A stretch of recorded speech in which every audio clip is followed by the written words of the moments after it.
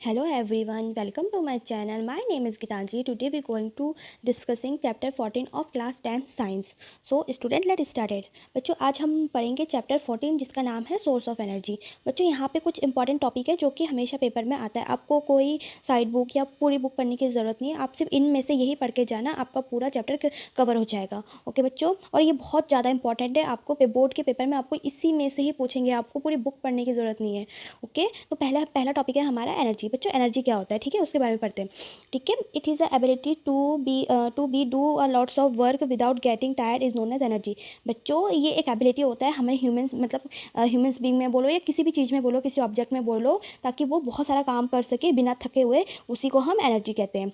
For example, जैसे कि इसका एग्जाम्पल क्या हो सकता है, the power that come from coil, electricity, gas that use for producing heat and driving machines. बच्चों जो हमारा जो इसका एग्जाम्पल क्या है, जैसे कि कॉयल से क्या होता है, कॉयल से पावर होता है। जैसे कि इलेक्ट्रिसिटी से हमें क्या मिलता है, इलेक्ट्रिसिटी से हमें एनर्जी तो मिलती है, हमारा इलेक्ट्रिसिटी से तो बल्ब वगैरह ग्लो होता है ना, वैसी गैस फिर मतलब कि प्रोड्यूसिंग ऐसे करके हीट जनरेट होना, जैसे कि हमारा गाड़ी चलना, ठीक है, ये सब क्या है, ये सब हमारे एनर्जी में आता है। ओके बच्चों, फॉर एग्जाम्पल जैसे कि आप ह्यूमन हो, ठीक है, आप तो हो ही ह्यूमन, ऑब्वियसली बात है, इसमें कोई शक की बात नहीं है।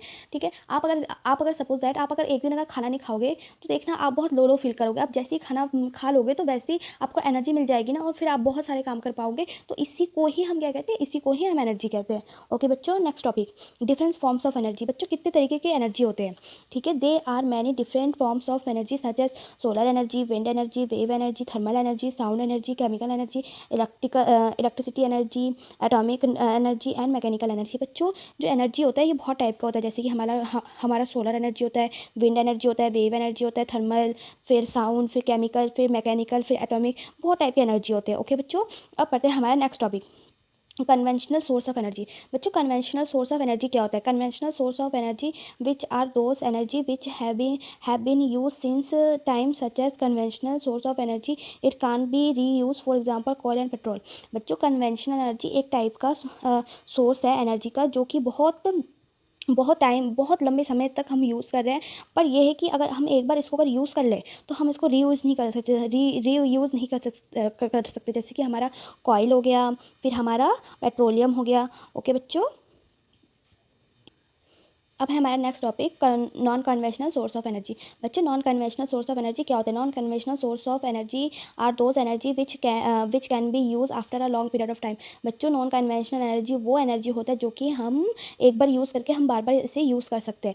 फॉर एग्जाम्पल जैसे कि wind energy, solar energy, biogas energy, फिर biomass energy and etc. Okay बच्चों, अब पढ़ते हैं हम फॉसल फ्यूल। बच्चों फॉसल फ्यूल क्या होता है, fossil fuel is a general term for burn compostable geologics deposit of organic material formed from decayed plants and animal which have been converted into crude oil, coal, natural gas or heavy oil which are exposed by heat pressure in the earth crust over hundred of millions of year। बच्चों जो हमारा fossil fuel है, ठीक है, इसको हम जलाने के लिए यूज़ करते हैं ना, बट ये हमें मिलता कहाँ से, ये हमें मिलता है जो प्लांट्स और एनिमल डीके हो जाती है, ठीक है, डीके हो जाती है मतलब कि मर जाती है, गल जाती है, तो वो मिट्टी के अंदर, सॉइल के अंदर, मतलब जो मिट्टी के अंदर रह जाती है, ठीक है, बहुत लंबे समय बाद, तो वो किस में चेंज किस में चेंज हो जाती है, वो लोग वो हमारे ऑयल में चेंज हो जाता है, फिर नेचुरल गैस में हो जाता है, फिर हैवी ऑयल में हो जाता है।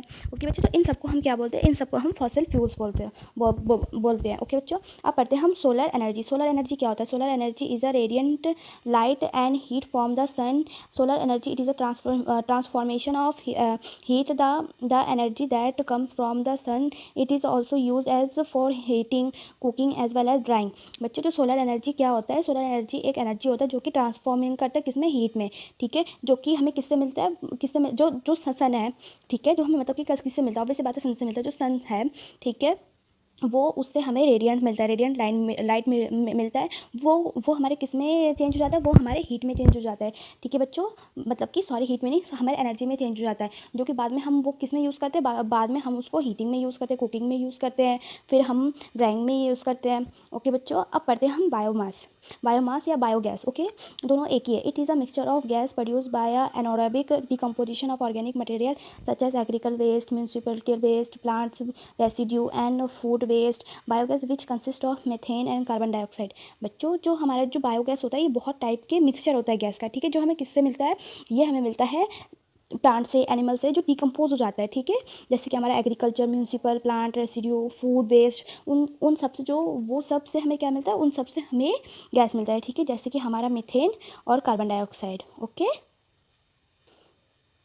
बच्चों, अब पढ़ेंगे हम विंड एनर्जी। बच्चों, विंड एनर्जी क्या होता है? Wind energy it is a form of solar energy. Wind energy which are process by which wind is use to generate electricity.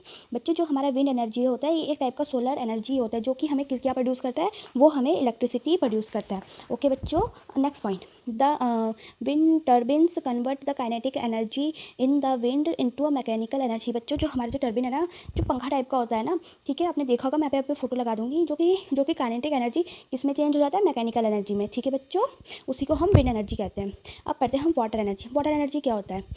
Water energy is energy drive from the power of water या hydroelectric energy is also known as hydroelectricity in the form of energy. बच्चों, जो water energy क्या होता है, obviously बात है, water से तो हमें इलेक्ट्रिसिटी मिलता है ना, तो उन प्रोसेस को हम क्या बोलते हैं, उन प्रोसेस को हम हाइड्रो इलेक्ट्रिक बोलते हैं या हाइड्रो इलेक्ट्रिसिटी बोलते हैं।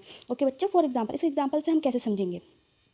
A hydroelectric dam capture energy from the movement of a river। बच्चों, जो हाइड्रो इलेक्ट्रिसिटी एक डैम में मतलब कि वाटर कैप्चर करता है, ठीक है, जो हाइड्रो इलेक्ट्रिक प्रोसेस से हमें क्या मिलता है, हमें एनर्जी मिलता है, जो कि बाद में किस में चेंज हो जाता है, बाद में वो इलेक्ट्रिसिटी में चेंज हो जाता है। ओके, अब पढ़ते हैं हम टाइडल एनर्जी। टाइडल एनर्जी क्या होता है? टाइडल पावर और tidal energy is converting energy from tides. It useful for form of power mostly electricity which is use by various method.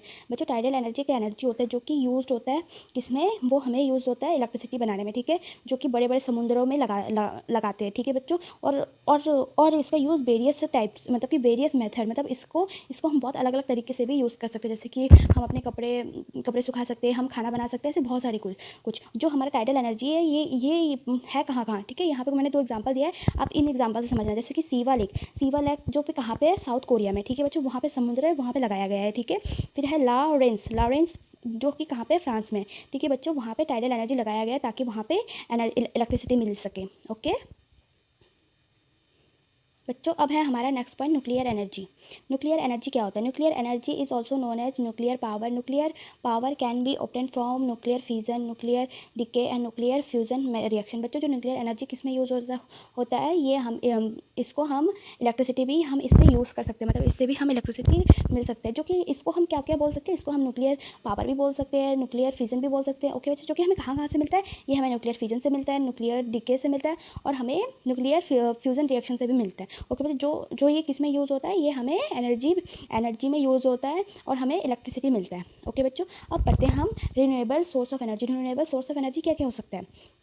बच्चों, रीन्यूएबल सोर्स ऑफ एनर्जी का मतलब ये है कि जो एनर्जी हम बार बार मतलब कि हम रीयूज़ कर सकें, जिसे हम रीयूज़ कर सकें, ठीक है, उसी को हम रीन्यूएबल सोर्स ऑफ एनर्जी कहते हैं। ओके, पहला है हमारा solar energy, wind energy, hydroelectric energy, geothermal energy, biomass, फिर हाइड्रोजन। ओके बच्चों, जो ये सब है ना, इन सबको हम रीयूज़ कर सकते हैं, इसलिए ये क्या है, ये हमारा रिन्यूएबल सोर्स ऑफ एनर्जी है। ओके बच्चों, अब है हमारा non renewable source of energy. Non renewable source of energy क्या है बच्चों? जो हम एक बार यूज़ कर लिया वो हम दोबारा यूज़ नहीं कर सकते।